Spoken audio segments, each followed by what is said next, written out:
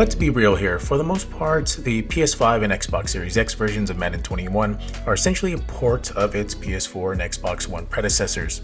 If you're interested in my initial review of Madden 21, check out the PS4 and Xbox One video review I posted on my channel. Now in this episode of Sports Gamer Show, instead of doing a rehashed next-gen review, I wanted to focus on the good, bad, and the ugly when it comes to this version of Madden 21. Now, despite the lack of sweeping changes within the game, there are some positive updates to some core elements that give the Madden series hope in the future. However, there are many parts of the game that remain stagnant, which is inexcusable considering we are now into the next generation of consoles.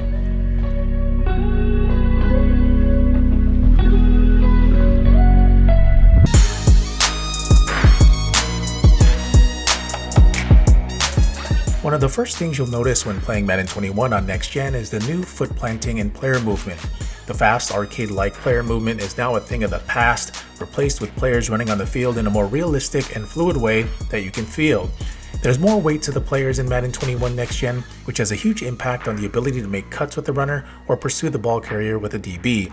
Some have complained that the new foot planting technology has resulted in sluggish gameplay, but I'm in the camp that supports the slower, more realistic pace. Playing Madden 21 in 4K is a beautiful experience. NFL stadiums are accurately represented and now include expanded sidelines, crowds are more detailed with a wider variety of people, and team uniforms, helmets, and gear are more detailed. It's only fair to mention that although most players' scans are accurate, they aren't as detailed as, say, NBA 2K21, and there are some player faces that are way off. Lighting issues have popped up in some cases, but despite these issues, for the most part, Madden 21 is a great looking game on Next Gen, as it should be. One of the biggest gripes I had with the Madden series was the lack of weather effects, along with field and jersey degradation. In Madden 21, that is no longer the case. Jerseys now get wet in the rain and get dirty in the snow, and it's great to finally see it in Madden 21. Unfortunately, these weather effects have no impact on the gameplay, however, which is somewhat disappointing. However, the fact that there is jersey and field degradation in the game is a nice start. EA just needs to kick it up another notch come Madden 22.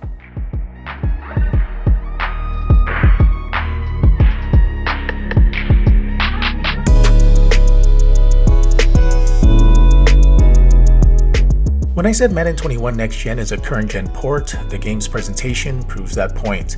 Outside of the addition of AWS Next Gen stats, presentation is exactly the same as what you would see on the PS4 and Xbox One versions of the game. Brandon Godden and Charles Davis are in the commentary booth again, the score bug and presentation graphics package remains the same, and the lack of a proper pre-game, halftime, and post-game show rears its ugly head again. This is one part of the Madden franchise that has been lagging. I mean, when you have old games like NFL 2K5 still having a better presentation package than you, maybe it's a sign you need a complete overhaul. Next Gen Stats isn't just a presentation feature. EA claims that this data is also used to determine how players perform on the field. Unfortunately, the feature is hit or miss when it comes to the defensive secondary. When playing the AI, it's easier to beat DBs playing man-to-man, and when playing zone defense, the AI is too inconsistent, whether it's player awareness issues or reaction speed to the play on the field. Sure, some slider tweaks can fix this a bit, but it's still an issue that needs to be addressed.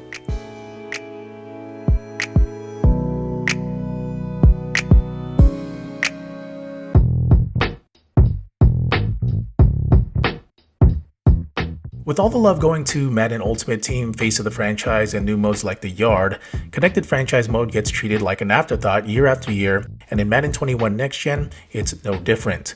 CFM remains pretty much exactly the same as current gen and previous Maddens. Nothing has changed outside of the visual updates to the menus. Same player progression, trade logic, same everything. Next Gen could have been a perfect opportunity for EA to completely revamp this mode like 2K did with their My NBA mode, but the company chose to put its focus elsewhere. The Madden community has made their voices known online, enough so that EA has publicly acknowledged the concerns and promised change. We'll see if that actually happens with Madden 22. You would think with next gen, bugs and glitches in-game would be minimal. That isn't the case with Madden 21. Odd glitches show up every so often and they can be pretty jarring. It doesn't take away from many of the fantastic animations you see in-game, but these bugs show up just enough to point it out. This should not be happening in a next-gen title. In fact, it's inexcusable. Let's hope EA cleans these issues up in future patches. The next-gen version of Madden 21 at its core plays a solid game of football. The new player movement and foot planting is a welcome change, and the upscaled graphics are pleasing to the eye. However, I can't help but point out the negative issues that plague this game, whether it's the rehashed presentation, glitches, or the same old connected franchise mode. The end result is a mixed bag of an overall football gaming experience.